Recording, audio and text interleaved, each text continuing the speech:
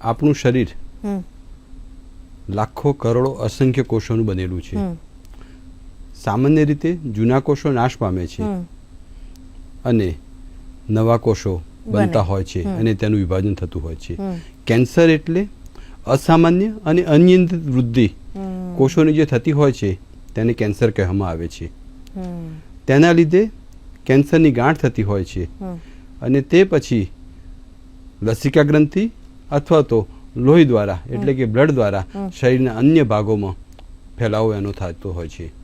Organ પ્રમાણે જોઈએ તો લગભગ 100 પ્રકારના કેન્સર ઓર્ગન પ્રમાણે એટલે કે oral cavity cancer, breast cancer, oesophageal cancer, cervical cancer, stomach cancer, colorectal cancer એ રીતે હોય છે.